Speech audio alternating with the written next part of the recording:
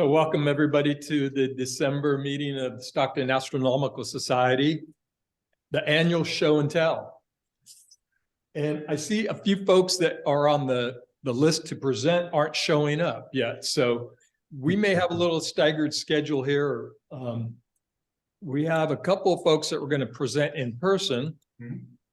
But anyway, I want to welcome everybody. And let me get to my notes here.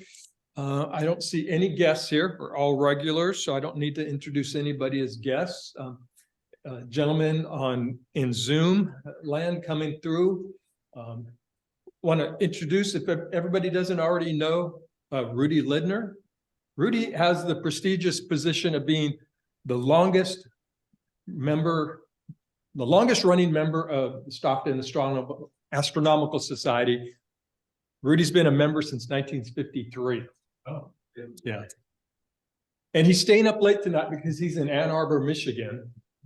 So good to have you, Rudy. Rupert. Actually have a show and tell. Pardon me? I actually do have a show and tell. Okay.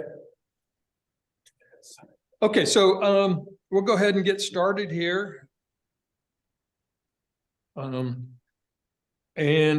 first one up in our list of show and tell presenters is Casey Foley. And Casey has a mystery photograph that she's going to share with us. So the format is very informal. Just get up here. Eric will put the camera on you so the folks on Zoom can see. Use the microphone. Kind of keep it to 10, 15 minutes at the most. When you get to about 12 minutes, you're going to hear me knocking on the table or making some kind of distraction to bring it to a close. But looking forward to what everybody has. We have some presenters on Zoom and some in the room here. So take it away, Casey. Thank you.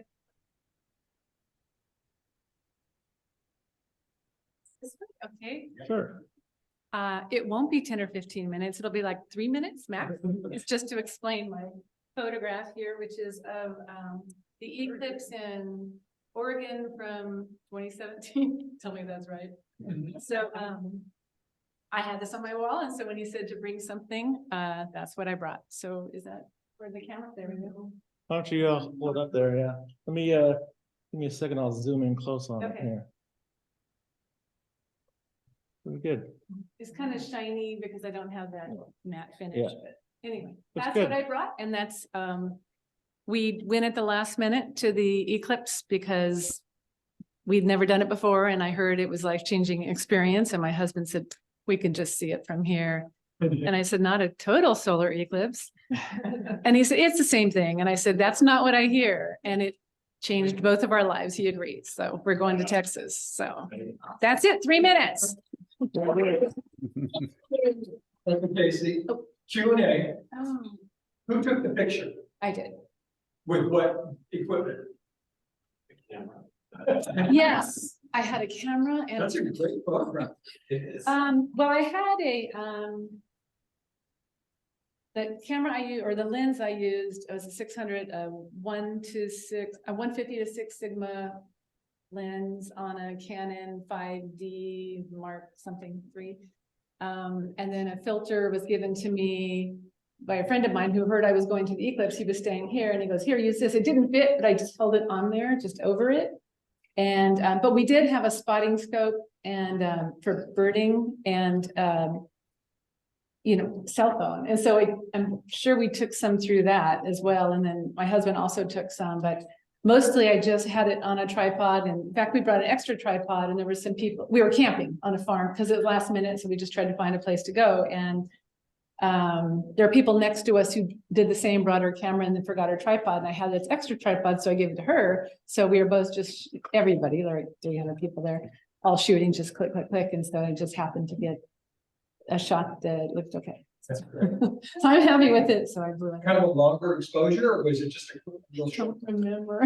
I feel like it was pretty short. I mean, now I practiced, as it was going up to it, I practiced with different exposures. But once it got to that, I stuck with what I had. And because the filter was perfect, it made it perfect. So I gotta buy my own filter or make one actually, make something to go over my lens. I'm not sure what lens I'm gonna use. I'm in the process of switching lenses right now because my camera broke. I dropped it while birding.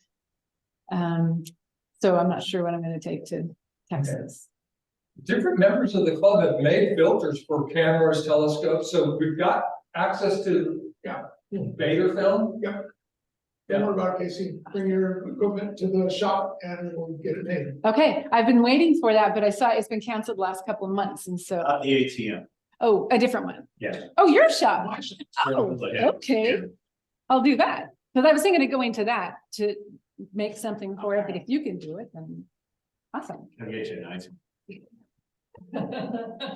Okay. Can I go? Are there any more questions, I mean, or is that it? Excellent, thank you. Thank you. Thank you.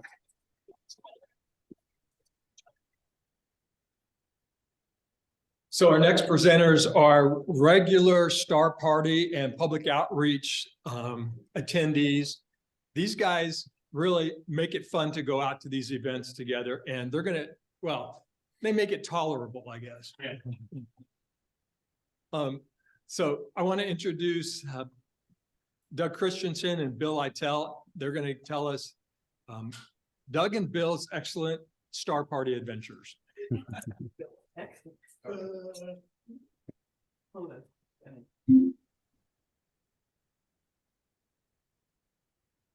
right. So, looking around the room and on Zoom land, I haven't seen Rudy bring his scope to any of our events, and I want to get him to come out sometime. Yeah, Rudy. But,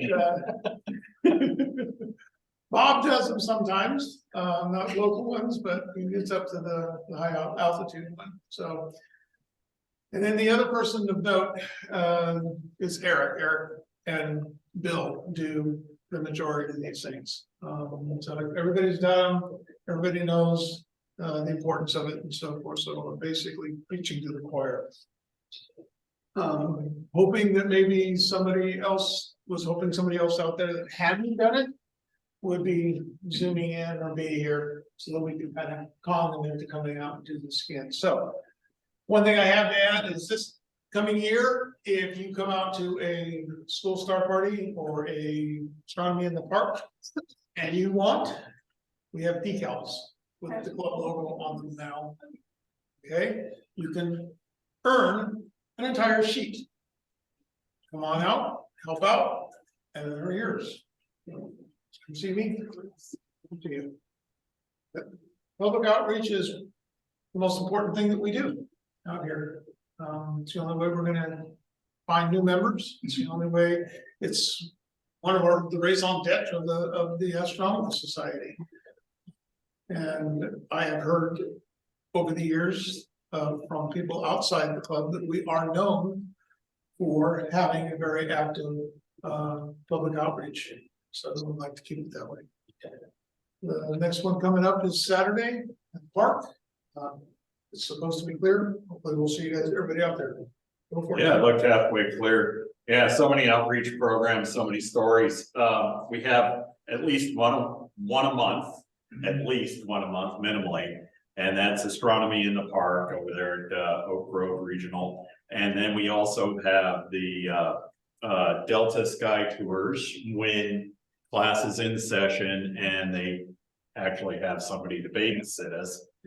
And when I started Sky Tours, we were in by a soccer field and we got kicked out by the coach because we would turn off the lights and they took our switch away. And Eric and I were there and we MacGyvered the thing and shut off the lights. They put a little solar switch on it. And that was pretty good, but then we were told in no uncertain terms, you will not set up your telescopes here. So they put us in a very well lighted place. And so now we are in a place with a nice row of lights on one side. It's still fun because we have some kids that are in the Physics, math, and computer sciences, I don't even- Delta. I don't even think they go there. One of them doesn't even go there. Most of the students there, Dr. Jacek Kostroiko does teach the astronomy classes there, and several have taken his astronomy class. And Dr. Kostroiko is the one that we go out and do this thing for now. So we do it when students are there. Obviously, you guys want to come out on a Friday night rather than on a Saturday night, or do both. That one starts a bit later too. We always start. So we have a lot of schools that we do this for too, and we do them in the middle of the week. And those are pretty tough, especially Eric coming from Lodi and stuff, driving long distances on a work night. And same here, and you gotta be at work too. But one of my favorites is the Discovery Challenge Academy, which is in French Camp. And us three usually go along with Frank and Darlene. And this is a school where the kids are given a last chance. And it is a military-based training for them, and there are girls and boys. And they are marched in formation to our telescopes. And this is like one of the free moments they have. They say, okay, go pick a scope. And we're all on different objects and stuff. And the kids come over and line up. And they're allowed to be themselves at that point. And these are kind of rough kids, but they're well mannered at this point. They're And amazingly well mannered. Yeah. It's Usually- the most- and we get thanked more often there than any other place we've ever been. we get these big hurrahs from formation. Yeah. And it really, and then they give us a little door prize on the way out. Last time it was a shopping bag. We have gotten ball caps and stickers though. But one of the funnest things that ever happened there, and they brought the girls out, and I had a line of girls at the scope, and I was doing something at the telescope, and the next thing I know, two of them are going at it. They're just beating the crap out of each other. I tell it is they were fighting over Bill because they thought. Yeah, no, they weren't. Yeah, and if you ever like these are drillers, these are National Guard guys that are Real instructors. that are drilling them, and so you know one of them picks one of them up like this, and these are guys I wouldn't want to cross. That was the only incident we had like that. That's Now, the we do only this incident. for Twice a year for Years. 6 years at least, I think. Yeah. One little, thing, and the rest of them, it's been great every time. Some of the other things is my favorite things in all of the outreaches, but mainly up there at the astronomy in the park, are kids looking through the scopes. And the little guys are like, let's say that this is the eyepiece. They go up to it and they you can see that right here, right on their forehead. And so it's really fun. Oh, do this, and try to get them into doing it. Then there are, one of my favorite stories is the little boy asked him what he saw, and his father asked him what he saw, and he looks up to him, and we were looking at the moon, and he said, circles. And yeah, he saw circles. It was craters and stuff on the moon. It was really cool. And I will remember that forever. Another one, and I'm hoping I get this kid's name right. This was quite a few months back now. Kingston. Was it Kingston? I don't The remember. little, he was 3. Huh? Oh, yeah, yeah. He named all the planets. He named all the moons of the Galilean moons of Jupiter, and started to go off on minor planets. And this kid was 3 years old. He had to be held by his mother to look through the telescope. So this is just stuff that we see and can enjoy. It isn't all work. It is time, it is eyepiece time that you're passing by. Good nights are bad nights, and the majority in Stockton are bad, but it's still, we could still see some stuff, so. The thing is the reaction of those looking through the scope. Had Makes people cry. Yeah, makes it all worthwhile, and it's life affirming. I mean, you get thanked a lot for bringing your scope out there, but all of you guys have done it, you've been out there. All right. You got anything? Questions, answers. Yeah. Thank you. Thanks,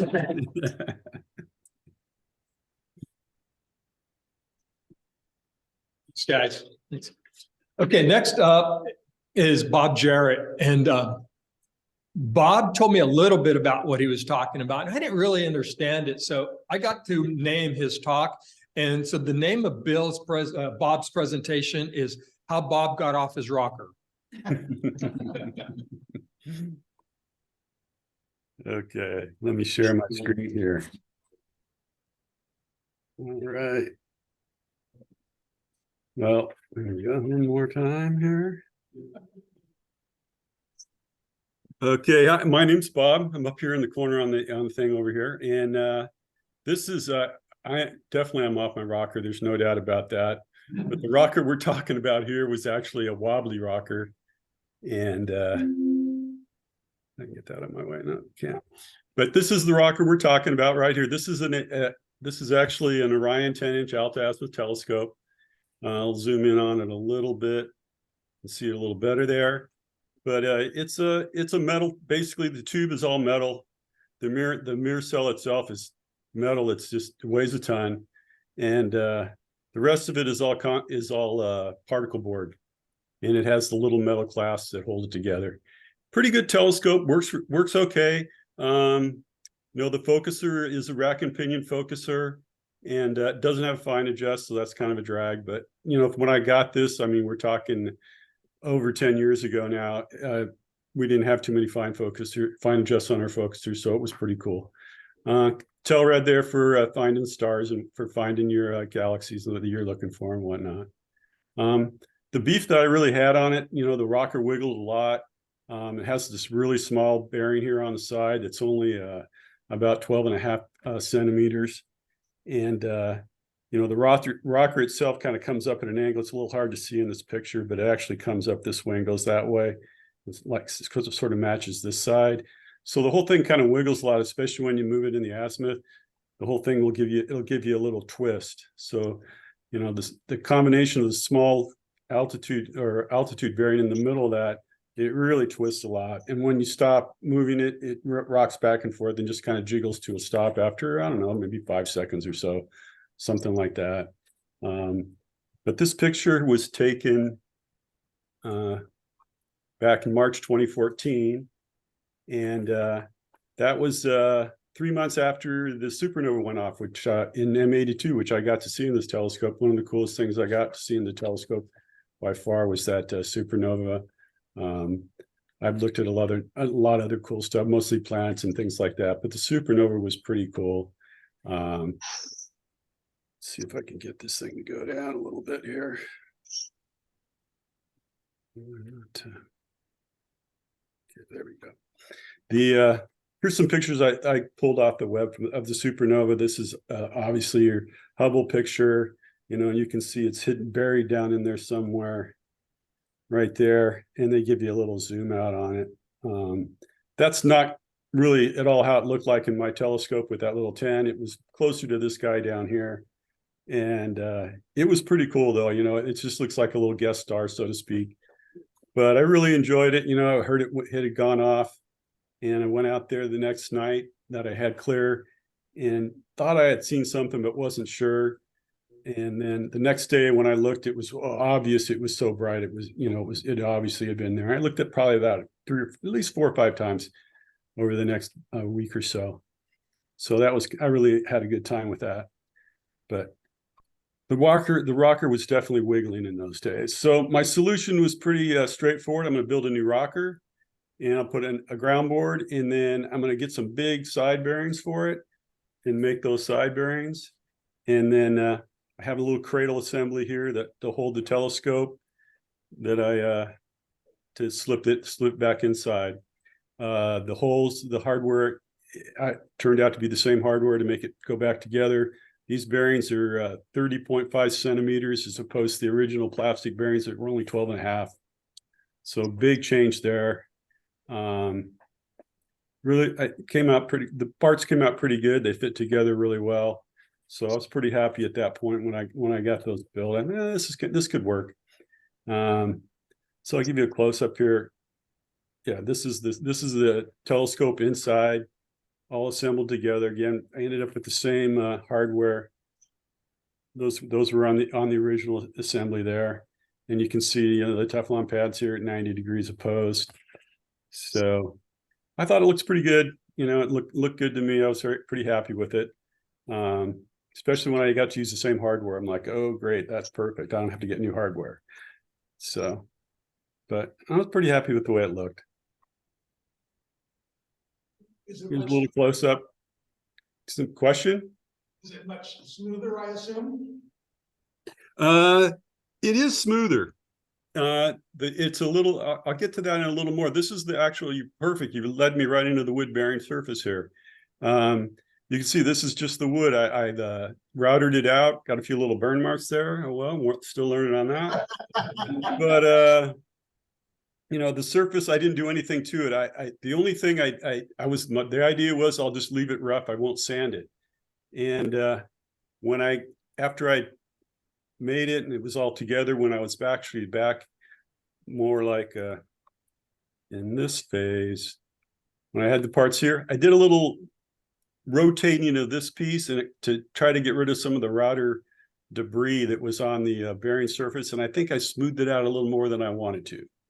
But it's still, it works pretty good. It is a little bit stiffer in the azimuth or in the going up and down altitude as opposed to the azimuth going around. But I still like it. It works. I really think it works pretty good for me. Anything else on the wood surface? I don't think so. Yeah, what I didn't, traditionally this would, I think most of the people in the room probably know this would have been Formica, a pebbly Formica surface. And so that would have been quite a bit different. I'm thinking what I'm going to do actually is try to roughen it up again. See if I might even cut little lines in it so I can reduce the amount of friction points that actually hit the Teflon pads. But we'll see. It works really well though, the way it is, I have to say. I really like it. But I'm not done. This is going to be the new version. The weight of the tube assembly itself, when you go back, the metal assembly is 41.5 pounds. And it's a lug, it's a lot heavier than I want it to be.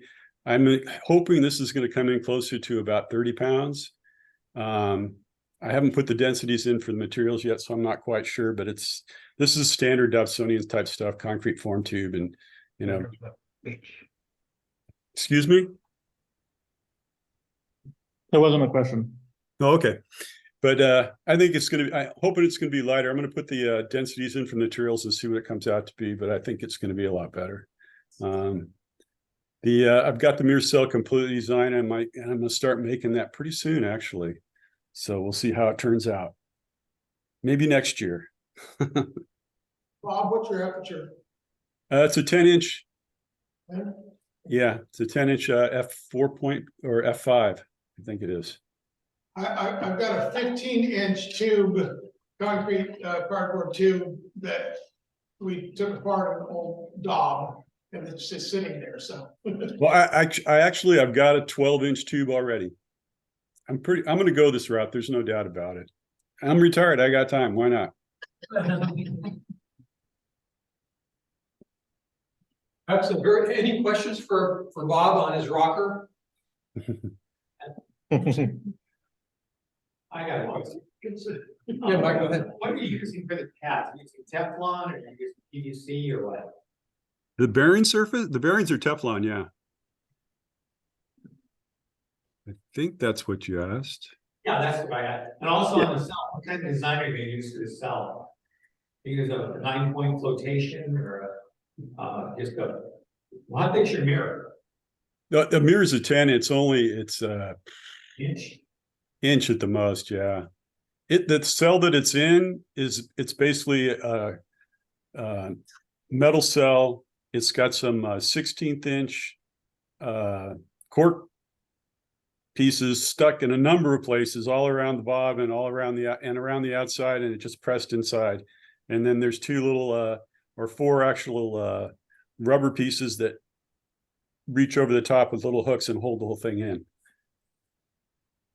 And that I was planning to reuse those hooks. Why not? But it'll all be made of wood this time, though. I'm gonna use the Baltic birch. Should be strong enough. I hope. Okay, very good. Thank you, Bob. No problem. My pleasure. See, I'll stop sharing. Here we go. Okay, Bill Thomas is up next, and Bill's presenting via Zoom. Bill, you and Jeff were presenting at the Portland meeting of the Alt-Az conference, right? And that's where this presentation comes from? Yes, right. Okay, I'll turn it over to you then. Okay, just a second here, just a minute. Oh boy, where's my Zoom? Hold on, yes, that's it. I'm having a little trouble here. What have I done now? Just a minute. Okay, here we go. And then Michael, we have you up after Bill. Okay, thank you.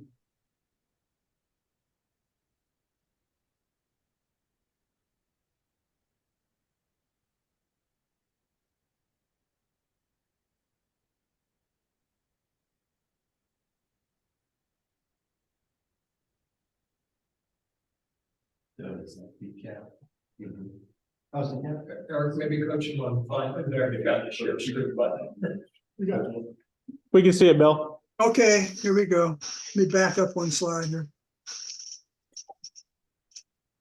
Yep, my name's Bill Thomas, and I'm going to talk about the lateral image test. It's an accurate, fast testing method. A few people are using it in the world. It's been around since 2007.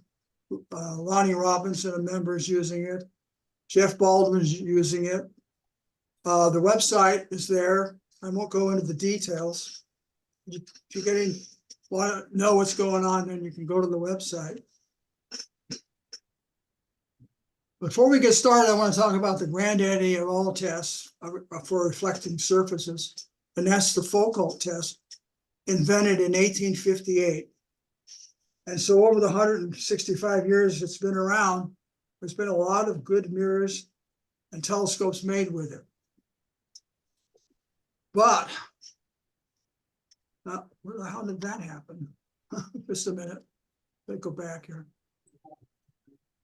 But I have a problem, and that is when I was doing a 12.5-inch mirror f4.6, I was flunking Foucault 101 big time. And this diagram is, I'm going to use that to describe what my problem was. Now with a parabola and a point source, the various portions of the mirror focus at different points along the optical axis, as opposed to a sphere with a point source, which all of the rays come to the same point on the optical axis. And so the Foucault test treats portions of the mirror as spheres. And we have equations that accurately predict where each zone of the mirror should come across the optical axis. And the process is you have a mask across the mirror, so you're only looking at a part of the mirror. On the left and the right side here, we're showing it as zones A and zones B. And the idea is that you move back and forth on the optical axis until you have equal values of gray on either side of the mirror, left and right. Well, I was flunking Foucault 101 big time. And so I'd heard about another test at the time, which was called the lateral wire test. And it's a moving source test. And the key to it is it has a rail perpendicular to the optical axis on which this wire and light source are mounted. And you take a felt tip pen and mark the mirror across at the zones. And then you move the apparatus across the lateral ways and take a measurement. Now the measurements have to be taken to better than 1/10,000th of an inch, which is pretty difficult. And so again, I was flunking this test along also. And I concluded that the problem was I was taking too darn long and the room temperature was changing. You might say, wait a minute, but you've got to remember that we're talking about measuring things to 1/10th of a wavelength of light. And so I came up with, I was into photography at the time, and so I slapped a 4x5, 4.5 piece of sheet film and captured the image all at once. And as you can see, there's a mask across that. The mask is borrowed from the caustic test. And as you can see, each ray crosses the optical axis, and where this circle is are the focals. So another great thing that came along at the same time was a program I found on the web called ImageJ. It's a Java program, and it was developed by the Institute of National Health to process microscope slides.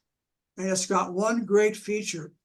If you put a selection box around a particular slit and push Control M, it computes the center of mass of that selection box. And you might notice that we're talking about portions of a pixel, 0.291 here. And you might say, wait a minute, you're pulling a fast one on me. And I'll talk about that a bit later here shortly in a slide.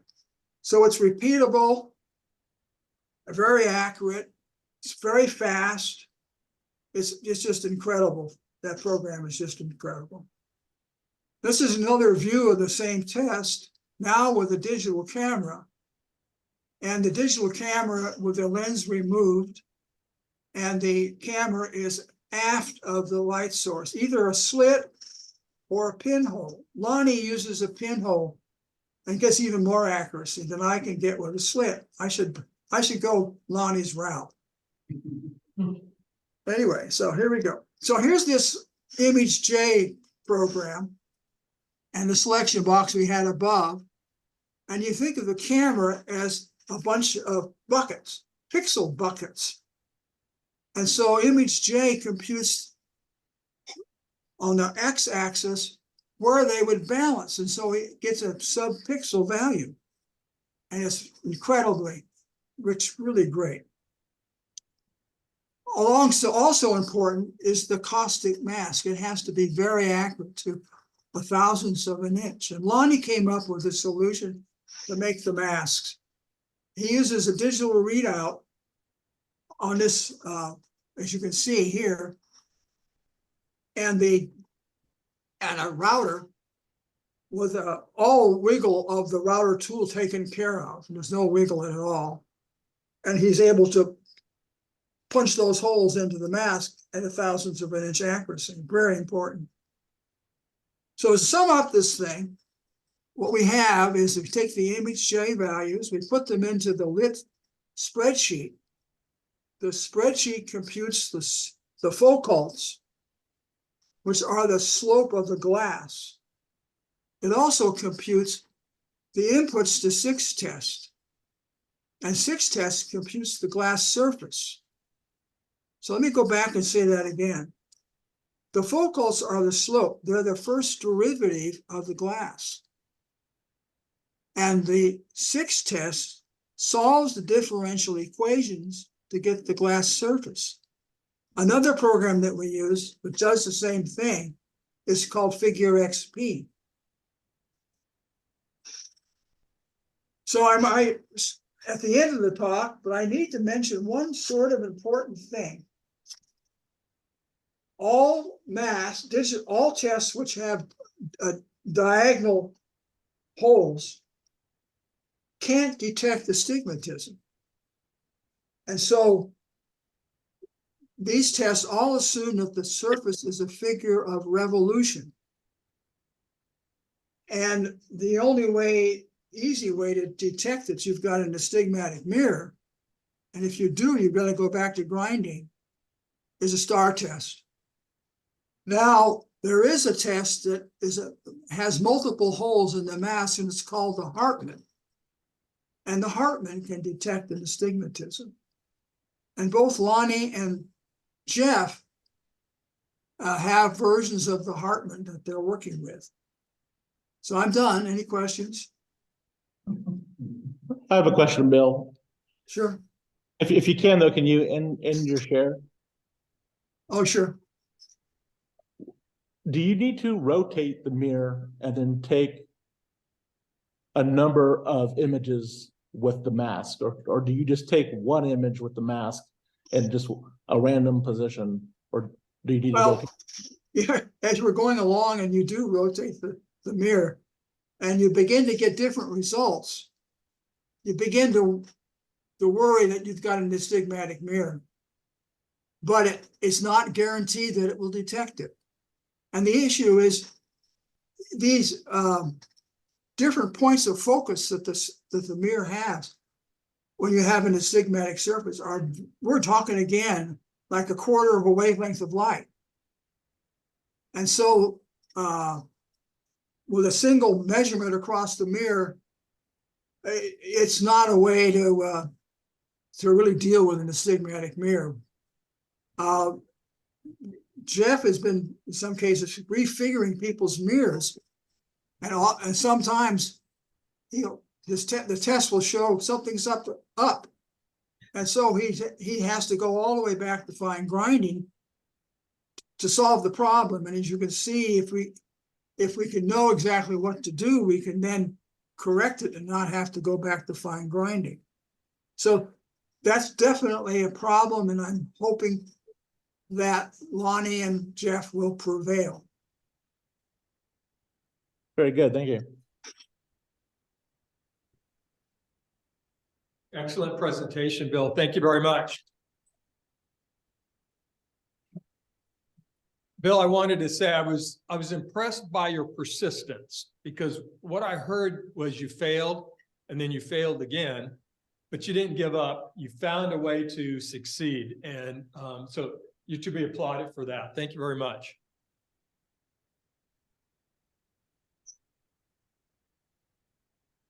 Okay.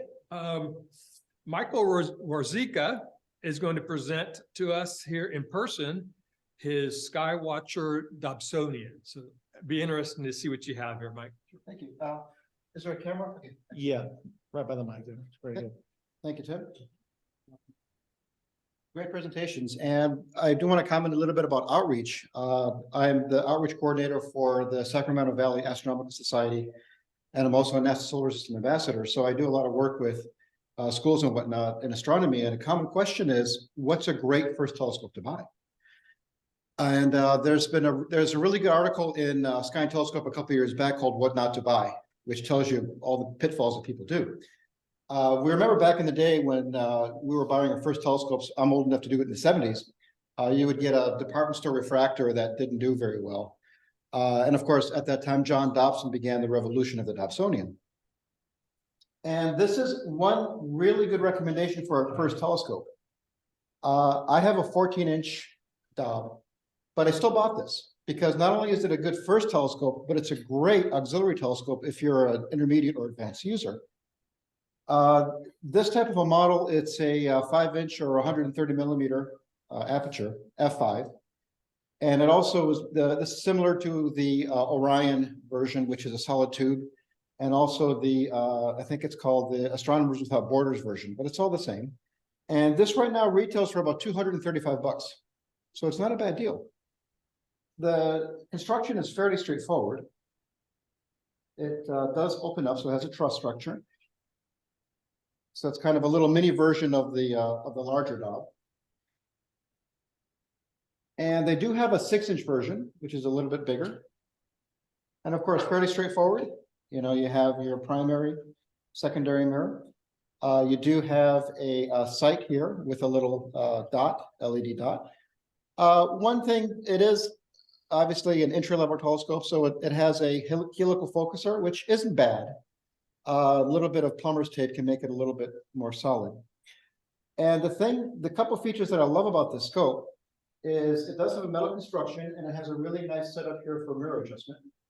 So with your laser pointer or your Cheshire, you can nicely align the optics. And this is what sold me on it as a more seasoned user. The design has a dovetail. So if your budding astronomer decides to go further into the rabbit hole of equipment, they will still be using this telescope, especially if they get a better mount. This mount can be taken apart, and this is what I love about it. You know, if I'm going with my wife out to a bed and breakfast, I don't take up half the back seat of the car with my dog. I just grab this and toss it in the back. And 5 inches of aperture is nothing to sneeze at. When we were doing a Girl Scout event on Wednesday with the Aerospace Museum in Sacramento, and the weather forecast was abysmal. We had rain when we arrived. So we had other activities, of course, but I was working with the community observatory in in Placerville. And I said, you know what, bring a small scope. They brought a 5-inch dog, 6-inch dog. I brought this. Lo and behold, the clouds parted in the middle of the Girl Scout event. And we actually got to see Jupiter and Saturn through our 2 scopes. And this gave a nice view of the planets. And the Girl Scouts were like, wow, it's pretty cool. You can see the rings and everything. It does come with 2 eyepieces. Now, they're not exactly high quality. They're moderate quality. And if you have a young kid that's taking the scope, if you lose these, it's not a big deal. They're plastic, but they're surprisingly decent for the, for the build. The eye relief isn't too bad.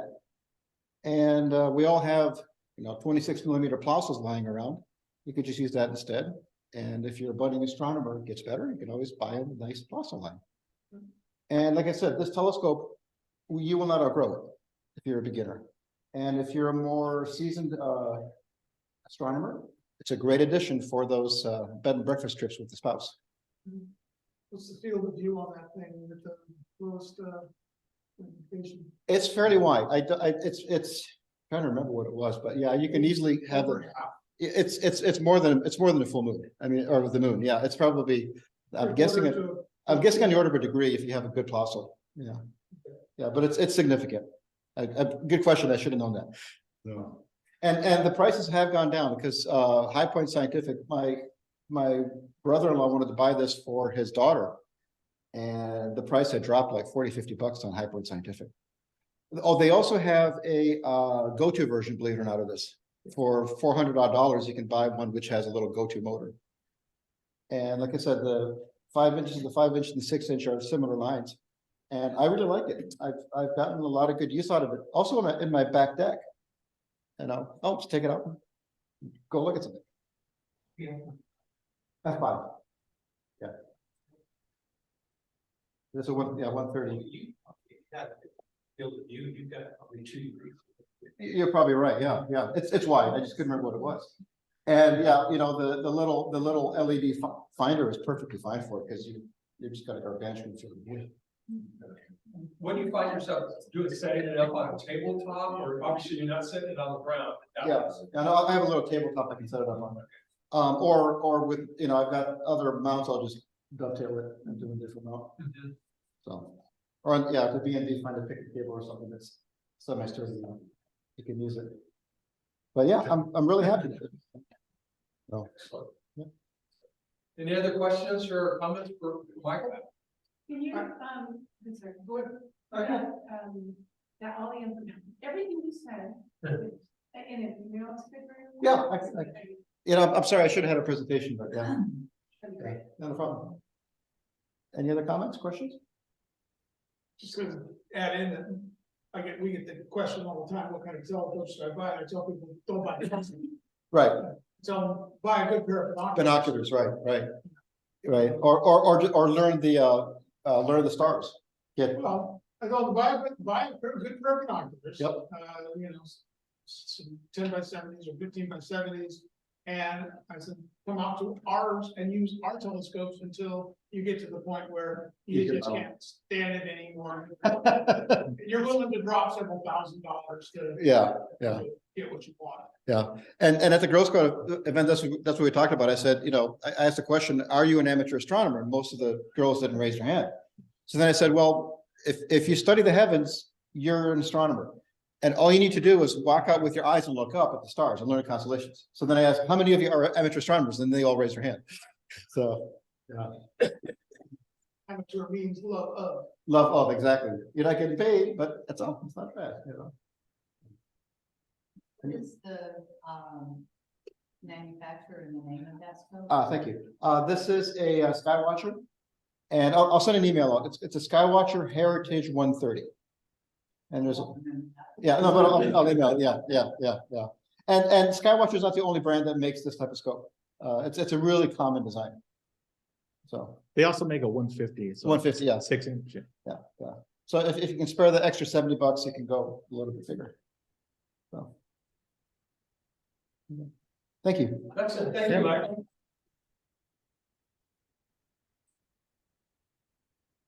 Okay, we're moving right along through our presentations. Eric, you're up next. I'll give you a moment to get set up.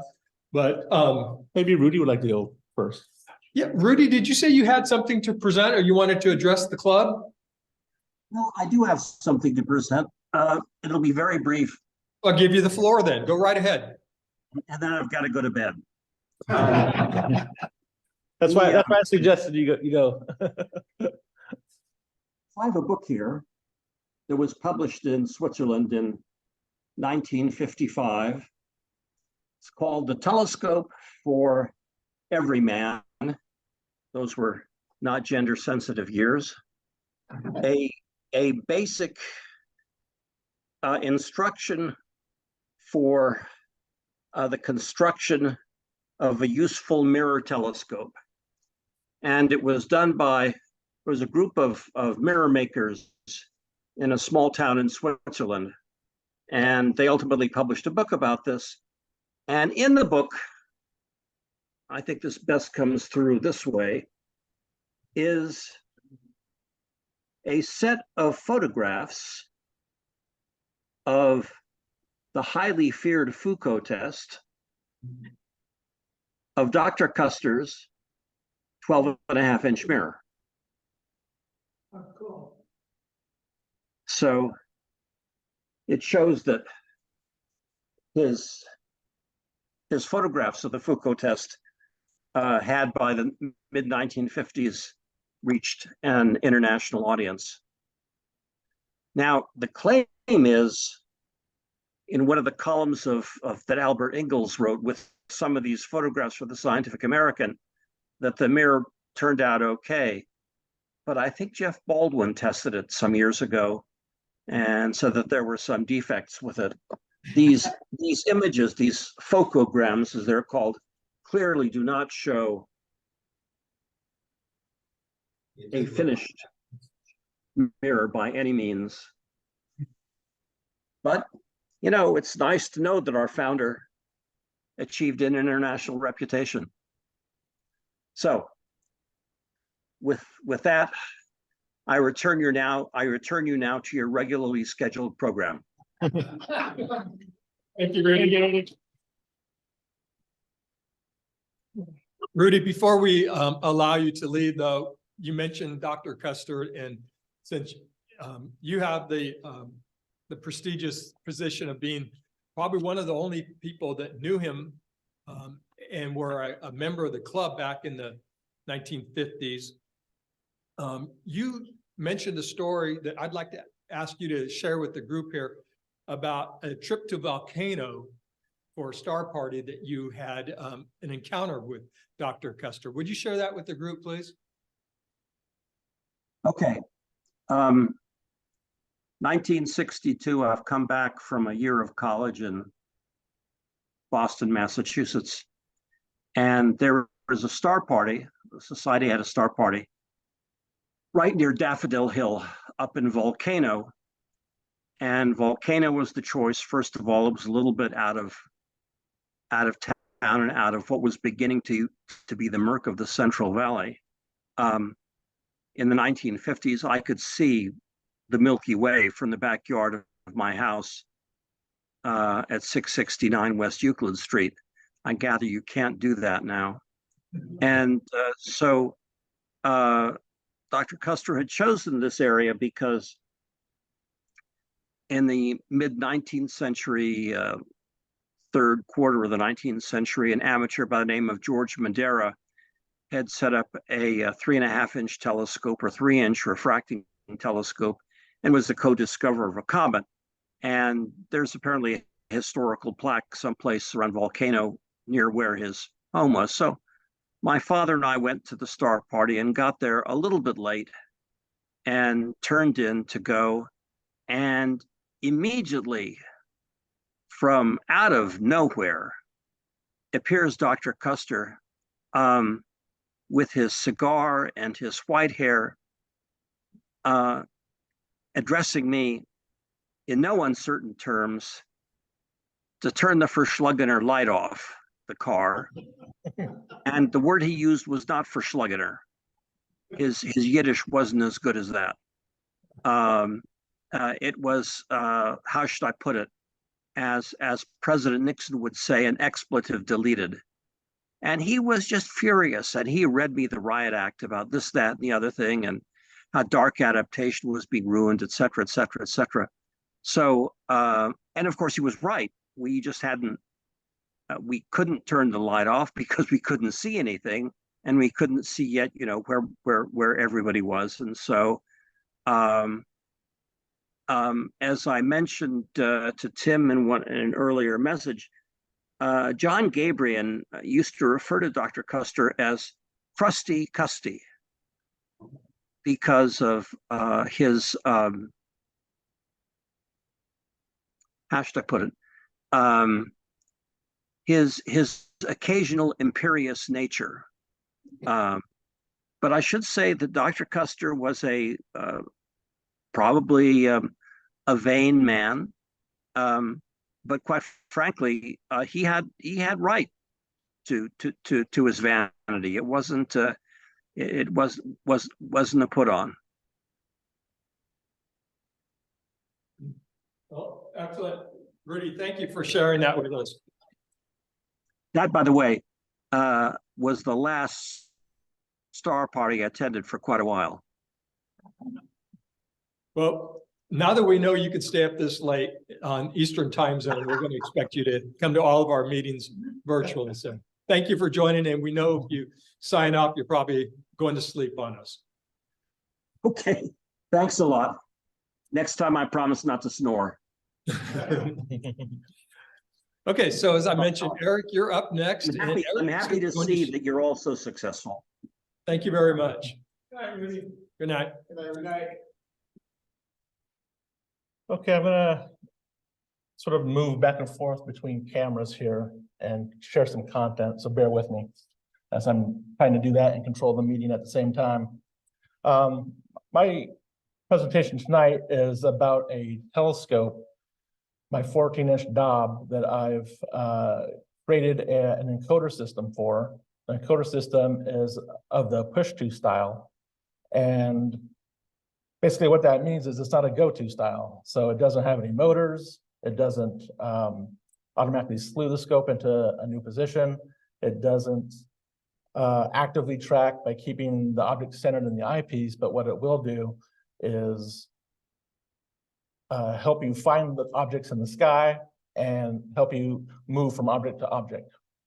And one of the interesting, unique things about this product that I've completed is from other demonstrations of encoder systems in the past is this one uses a Wi-Fi signal to communicate wirelessly to a smartphone or a tablet running the Sky Safari Planetarium app, and it will visually show you in the sky where you're pointed, and then it will also provide like a directional arrow when you want to hop from object to object. So give me a moment here to switch cameras over to this one, and I'll pick it up and move over to the hardware. and try and give you a close-up view. Let me wrap around this way here. Okay, so let me start here. This is the lower optical tube of my test tube 14-inch Dob. Right here is one of the altitude bearings, and I've 3D printed a pulley that has 100 teeth on it to turn a pulley belt driven encoder system, which I'll show off in a second. Now, ordinarily I would have this sitting in the base here, but for the meeting, I've temporarily 3D printed another one right here so that you can see this function and see the rest of the hardware. So you can see the pulley here can turn the belt, and it will turn the encoder down, the pulley down here, and in turn turn the encoder. It's kind of hard to see the encoder right there. So I've also 3D printed that little bracket to hold the encoder. Similarly, I have 3D printed pulley down here, belt, and another bracket to hold the encoder in the back corner. So while this pulley is meant to turn freely for the altitude, the azimuth down here actually needs to stay stationary, and the belt needs to stay stationary. And as the encoder rotates around, as I move it like so, rotates around the pulley, then that's actually turns the encoder pulley in the back corner there. So I also have a press fit locking nut on the underside of this azimuth pulley. And I'm not going to show it, but on the complete underside, down here below, on the bottom side, there's a little bracket to hold the head of the bolt stationary as well, to keep that in place. So I've mounted up a small little microcontroller board here. As I mentioned, it has a built-in Wi-Fi to control the Sky Safari app, a little USB cable to a power bank here, just running off of 5 volts. And these encoders are just your average shaft encoder meant to go onto like a motor to be able to detect like the revolutions per minute or the position of the shaft of the motor. And so they have 600 pulses per revolution. They're quadrature encoders, which means they have 2 channels inside on the disk to control. One channel basically detects your counterclockwise rotation, and the other channel your clockwise rotation. And then with the gear ratios, I'm sorry, the pulley ratios I have here, 100 teeth to 20 teeth on the small pulley there, you got about a 5-to-1 ratio. So about 12,000 steps per revolution. And that basically equates to about 0.03 degrees or 1.8 arc minutes of resolution. So it's pretty accurate. So now let me hop over, bear with me. So move back over to the computer, and I'll share my iPad screen.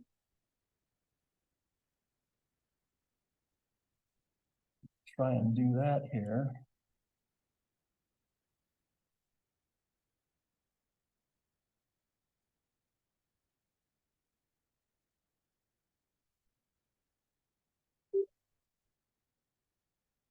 Enable this here so people can see it in the room.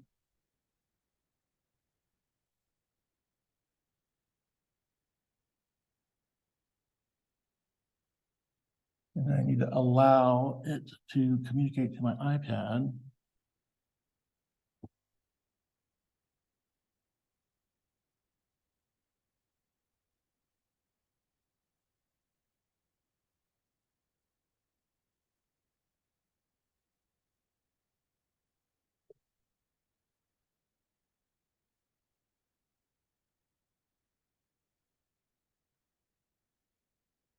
Well, it's not working. Give me a second here.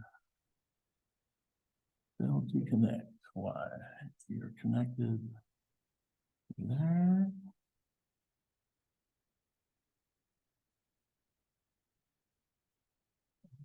Pro.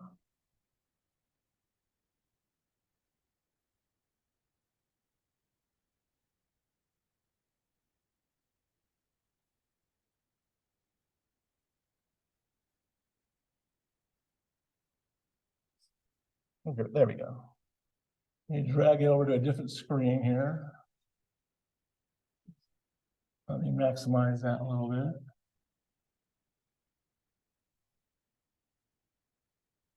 And give you a moment to share it with Zoom.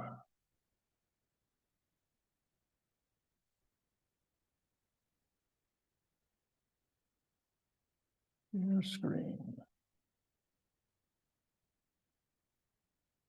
Okay, hopefully Zoom will be able to see this as I share it out. Can you see it, Bob? Sure can. Okay, very good. Thanks for your patience there. I'm gonna open up the Sky Safari application. It opens up like so. On the very bottom down here, there's a little scope icon. I'm going to click on that scope icon. And there's a little connect button that pops up. We're going to hit connect. Then I get some other controls there. And there's a little target that shows up. And that's kind of where it thinks it's pointed at the moment. I'm going to sort of slew this over to a different location temporarily.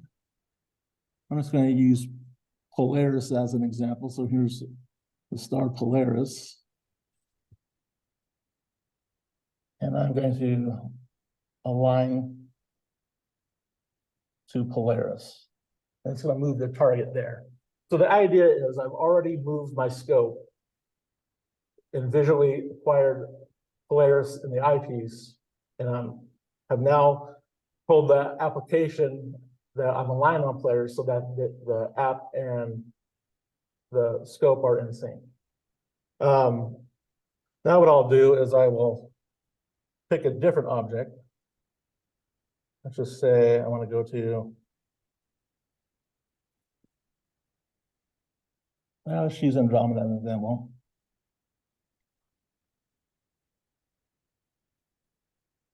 I'll hit the little I for information. Do slew to. And now you can see there's a little icon on this little pointer on the scope. And it might actually be, I might actually have it flipped, but if I start to rotate my pulleys, it'll point out like where I need to move it up to. Yeah. As I'm visually moving it, as I'm moving the scope around. So you're moving the scope right now? Yeah. So I can, Okay, cool. I can move this in, try and get it right on. But you get the idea. It's a little harder since I don't have the full scope. And then you can zoom in to isolate it and get it real fine. And you can zoom in on the iPad and get it really close up, right on where you want it. And that's about it, really.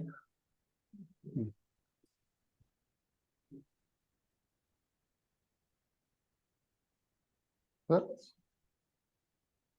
You have a little tray you can hang the iPad onto your scope on? yeah, I probably actually use it on my phone.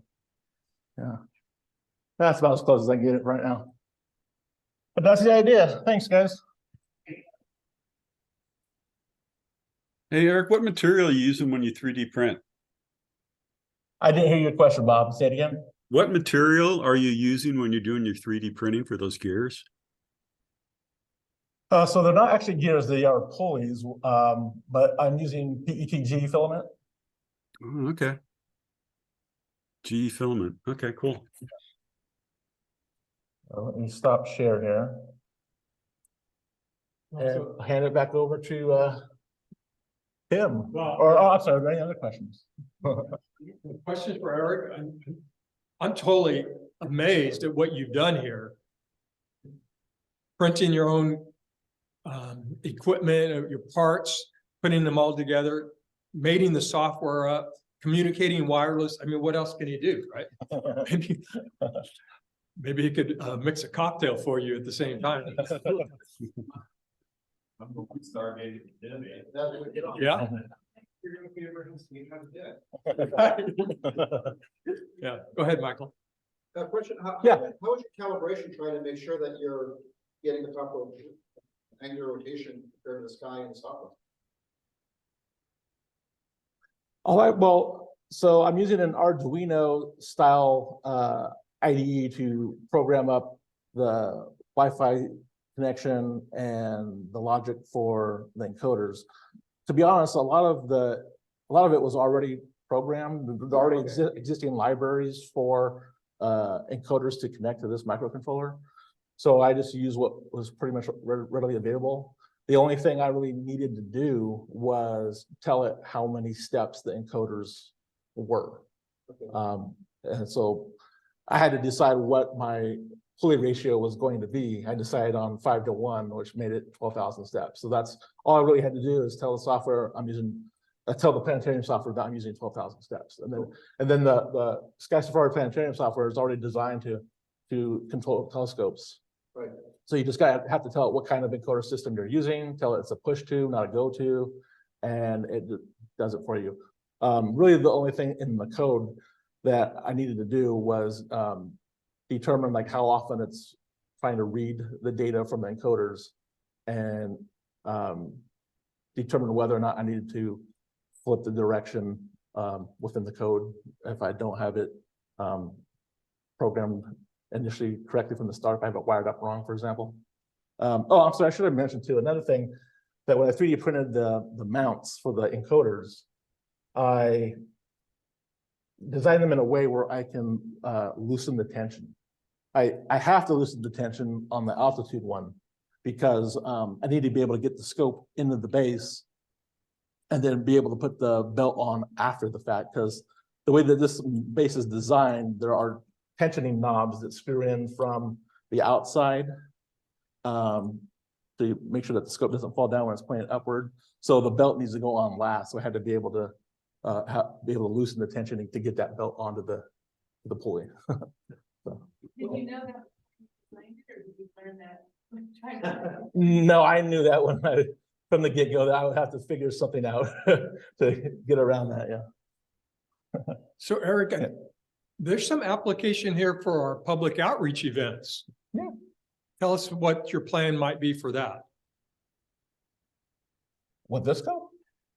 Yeah, in the app, in the way they're, so you could show the app on a large screen I could, yeah. at a public outreach, and then somebody could see it on the object on the screen, and then walk over to the eyepiece that your scope is now aligned to, Right.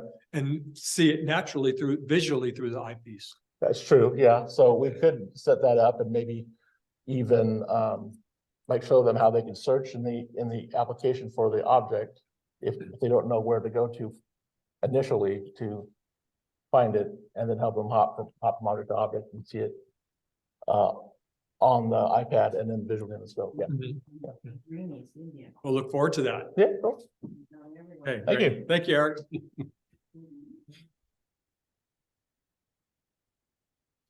Okay, I'm the next to the last presenter, and then we've got a short video to close with, and then we have an announcement. So hanging in there with us, right? So far? Okay. Some of you know that I kind of enjoy history, and the fact that our club is going to be 75 years old and have this 75th anniversary coming up in a couple of years, just kind of coincided with the move that we did just recently, where we moved all of our archives and all of our inventory that the club owns. I'm sorry, I was preparing. I'm sorry. We just moved that from where it was at University of the Pacific at Olson Hall over to Doug's shop at American Sign. And so we found in that collection of archives, Dr. Custer's archives, his box of his notes, his photographs, and his collection of newsletters. So I'm going to share with you, if Eric, you could bring my presentation up with you.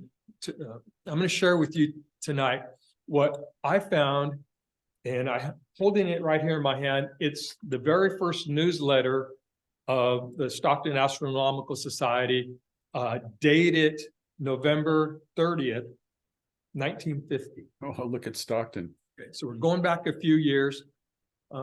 This is UOP, I Some think. of us were around that time. That's Most of us UOP. were just a gleam in our mom and dad's eye, right? Nice. So, The other guy was saying when he, yeah, back in Man, the look at 50s, Land. yeah. He was saying you in can see the Milky Way. 1950, the club met at Stockton. Stockton College. Would've been Many of you know the history of Stockton well enough to know that Stockton College was on the campus of University of the Pacific.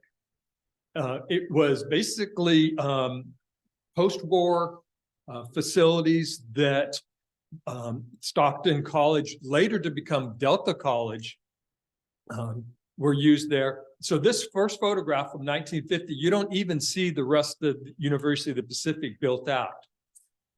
The next photograph, if you would go to the next slide, this is a photograph that's a little bit more familiar looking.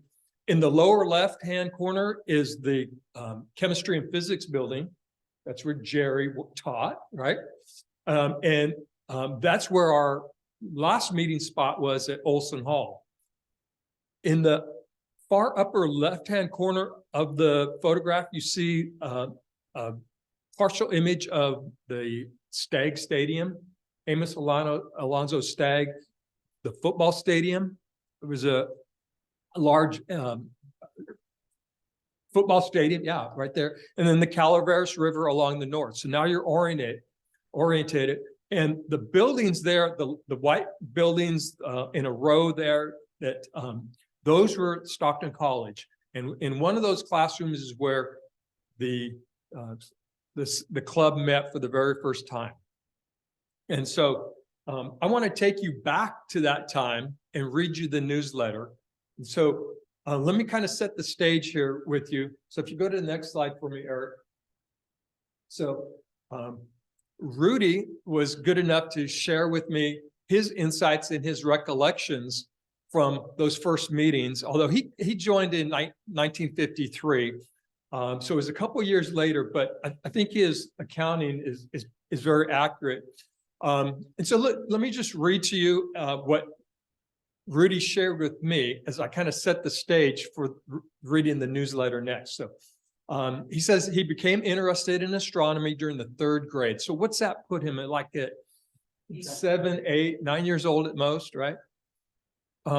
His father took him outside to see the lunar eclipse. I mean, that's how a lot of us get started, right? With eclipses.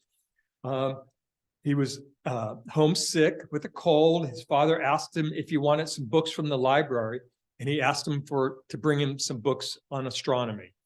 So I think that got him hooked. And so he goes on to say that he and his father went to the library, and as they were checking out books, he noticed a pile of purple mimeographed slips of paper, which carried an announcement of the next meeting of the Stockton Astronomical Society. It looked interesting, so he took me along to that meeting. So who remembers purple mimeograph paper, right? This is one of them here. Yeah, you could smell it. The paper had this kind of slippery texture. Y'all recall that. So that was the way the club advertised at the library, you know, their next event. So maybe we need to go back to the library, you guys. Think about that. Okay, so yeah, then he recounts that first meeting that he attended. In 1952, the club, as we said, met in building C3. That I showed you the photograph at the old Stockton College campus. C3 was a wooden structure with 4 or 5 rows of seats and a long dais in front, a raised platform where the teacher could hold class and write notes across a blackboard. No whiteboards, no Promethean boards, no big screen TVs, blackboard, right? Chalk and blackboard. And a large projector at the back of the room to project slides. We're not talking about digital imaging at all, right? Photograph slides on a pull-down screen. So the room was about, he says the room could hold about 35 persons, and he don't think he ever saw it completely filled, but usually the meeting was 15 to 20 people. I don't know where we're at right now. And occasionally there were fewer than 10. So, okay, so this image, I pulled out of Dr. Custer's photographs. I'm not sure, I think it's around 1960. So it's several years later than the first meeting, but I'm pretty sure that it was still at Stockton College. So I want to just show you that the people, note how the people were dressed. The men were in coats and ties. They'd oftentimes come home from work, a lot of them were blue collar workers. They'd get dressed up to come to the meetings. The ladies were in skirts and coats. I'm sure somebody was smoking in the room. but November 1950, it was probably kind of cool outside and maybe foggy, but they ventured out to these meetings. So go to the next slide with me, Eric, if you will. And I've reprinted the newsletter here, which I'm going to basically read to you, but either read along with me or close your eyes and put yourself in that classroom at Stockton College in November of 1950. And it starts off with, here's the first edition of your news. Since this is merely one of many firsts in our newly formed chapter, it has no special significance, and we can pass on to more important things. Kind of interesting that they didn't put a lot of emphasis on this first newsletter. It's like, let's get the business. We're ready to go here, right? On Monday evening, November 13th, our first regular business meeting was held at 8 p.m. Through the successful efforts of our meeting place committee, headed by Leon K., permission was granted to use Stockton College room P11. This will be our regular meeting place in the future.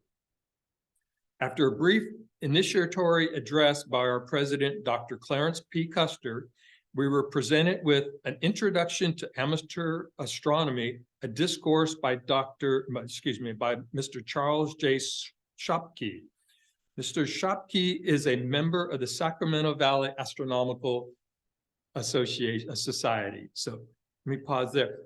We have really close ties back then as we do now. Yeah, so it's great to see that we maintain that relationship with in Sacramento. His remarks were most entertaining and were enjoyed by all. He touched each of those points about which we had asked for guidance, pillaring the way for the important decisions reached later in the meeting. With Mr. Shopke's able assistance at the meeting, as the meeting progressed to the important business of settling the question of dues, it was agreed to make the figure $8 per year. Payable on or before January meeting, it is hoped that this will enable us to operate in accordance with the budget prepared previously during a meeting of the officers. The budget includes, here's what you're going to get for your $8 now. Okay. The budget includes 1 year subscription to Sky and Telescope magazine for each member. It also provides for 3 lectures by distinguished visitors and films for at least 3 meetings. Now remember, these distinguished lecturers were not zooming in via the internet. They were physically coming to present. Oftentimes, the practice was to take them out to dinner ahead of time, probably compensate them for their mileage and so forth. So that $8 covered all of that for those presentations. It goes on to say that the program committee will have interesting entertainment for the remainder of the 9 contemplated monthly meetings during the year.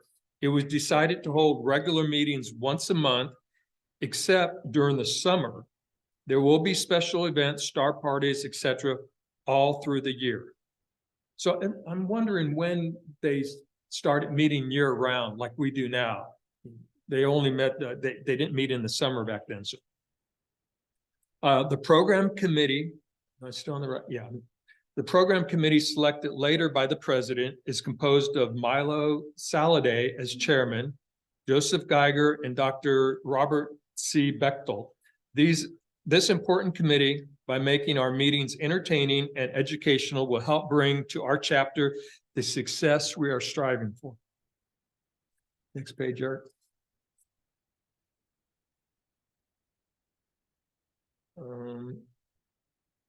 Second paragraph. Yeah, second paragraph down.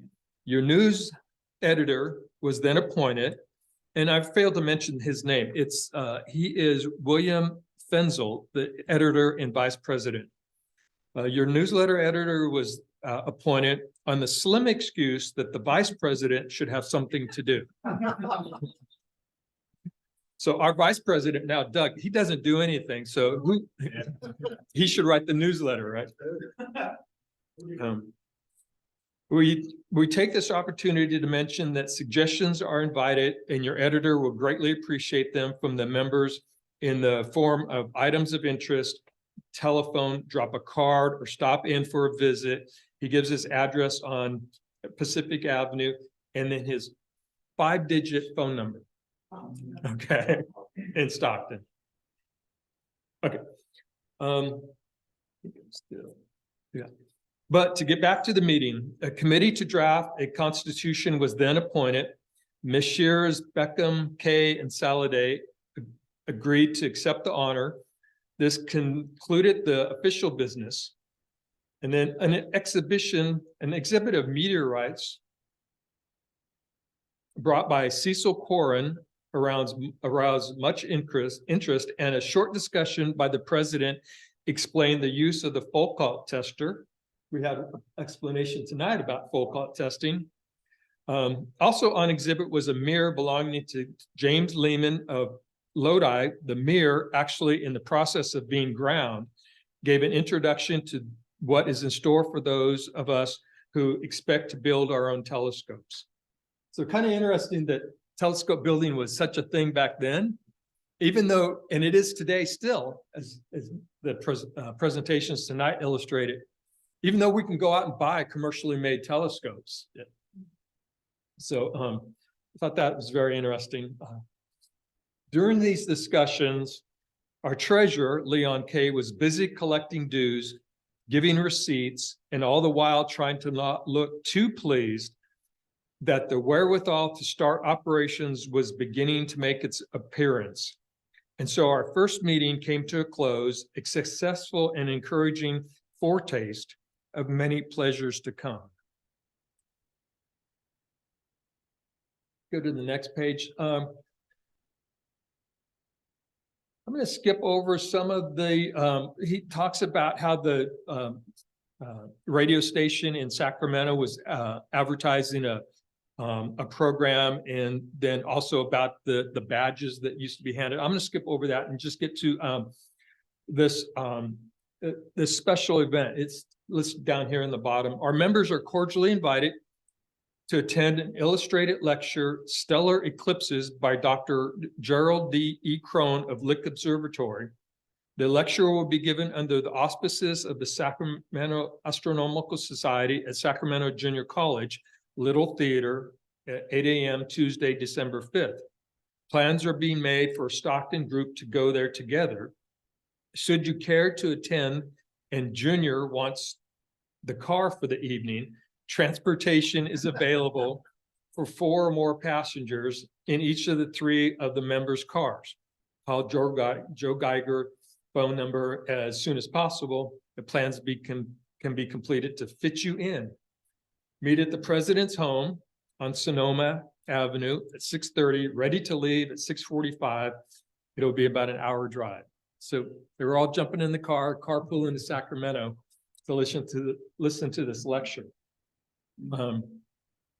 They advertise, there you go, thank you. Advertise the membership drive. Members are encouraged to try to increase our number. Please bring in someone who is interested. Bear in mind, our charter is open until the 2nd Monday in January, and all who pay their dues by then will be charter members. And then the newsletter editor closed with this little section. It didn't print out too well, so I reprinted it. I hand typed it down at the bottom so you could read along with me, but it was a little paragraph or two called The Thought Duster. And there, he says that if the Earth could be placed at the center of our sun, the moon revolving around the Earth would be entirely within the sun with plenty of room left over. Okay, are you grasping the visual here? He's trying to give you some scale of the size of the sun. Then he goes on to say that Betelgeuse in the right shoulder of Orion is 250 million miles in diameter. I fact checked that. He's close, but we actually now know that it's even larger. It's more like 400 million miles in diameter. And if our sun could be placed at the center of Betelgeuse with the Earth revolving around the sun, would be entirely within Betelgeuse, again, with plenty of room to be left over. Yeah, so it really gives you, I like the way he described that and gave the scale of those objects, the sun in Betelgeuse, so. Yeah. So, yeah, I thought it was a real find to find all the newsletters. They're not all there, but then somebody later in the club, and help me out, Jerry, or you guys, somebody scanned them all. And so we actually have them in digital format. If anybody ever wants to see them, we have them on our Google Drive. We could post them at a location where you could find them. Yeah, really interesting. Pardon me? Right forward, yeah. So again, as we work towards our 75th anniversary, I'm going to keep digging in, and I encourage any of you that want to dig in with me and find out the history, and we'll build a little bit of a celebration of on our 75th anniversary of all these the facts that we find out about the club. So, Doug, you have a comment? So I was thinking $8 in 1950, it was quite steep. So I went and checked online for $8 in 1950. Is equivalent to $31 today. Wow. So And our dues is $30, right?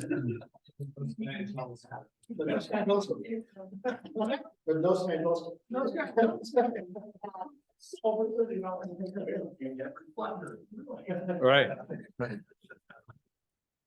Well, now you can get the magazines for cheaper if you buy it in person than you can at the rate for the whole club. So that's why we don't do it. actually, if you're buying this kind of telescope, if you tell that you belong to the Stockton Astronomical Society, we are registered as one of the clubs. We do get the discount. And you can get even better prices. Yeah. After you renew a time or two, Right. the price of the beat that club price, so we kind of. So I usually go 3 years at a time, and you even better. Yeah, the period plan looks great, really expensive. One note on the campus that you built, you talked about where the stadium was. That wasn't the stadium that was recently tore down. That was its predecessor, but in 1957, Don Baldwin was the first American to break the 400 mile on that track. Is that right? Yes. Is that right? Wow. History was made in Stockton, right there on the campus. Over. Yeah. Other than the idea. One of the people in the great debate will say, back in the 20s, maybe, when Arlen Shapely and Curtis Weaver argued about whether we all lived in one galaxy, where there were many Right, galaxies. right. And Weaver was a professor at UOP at that time. Oh, again, a lot of history there associated with that. That bit about them not meeting in the summer, I wonder if the school wasn't in operation during that time. Yeah. Mm-hmm. Very well, could be. So. We didn't meet in the summer. Do you remember that one? Oh, really? Yeah, we didn't meet in the summer. When we were meeting at Lincoln High School, we were not meeting in the summer.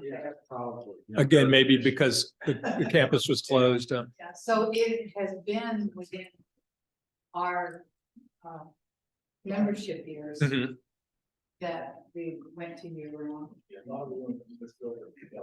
I think so, yeah. When we started going to the Planetarium? planetarium, we started doing year round with winter.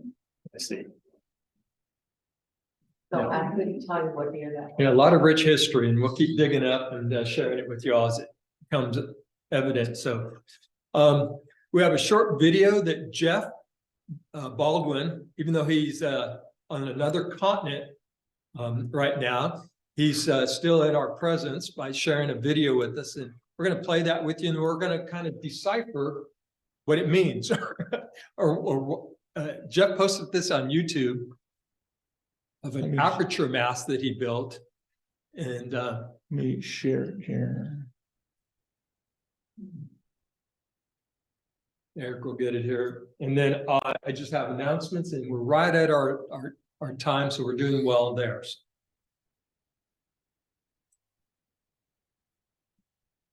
Aperture iris, and it's a proof of concept right now. I'm going to have to improve it, but you can see that as I dial this guy around, I can change the aperture. And so I have a centering issue I'm going to resolve. And also I'm using these bolts, and the bolt heads run into each other and run into a problem if I go any smaller than about that. So I'm going to fix that. But anyway, proof of concept is there. This is going to work out. That's it. Mike, do you know what he's doing? I think he's having a good time here. No. Touche. No, with the aperture mask, is it? Yeah. What it is, you know, any larger telescope sometimes can benefit from aperture mass just by reducing the diameter, because there's always, you know, in the atmosphere, turbulence, and if you're trying to look at small details on a planet or a double star, it's nice to mask it down. And if you just have different size masks of built paint, it's just nicer to have an iris diagram like that. You put it on there, and you can start cranking it, looking in the eyepiece until it gets the clearest. And then play with it until it's nice and sharp. I see. Well, you've got it.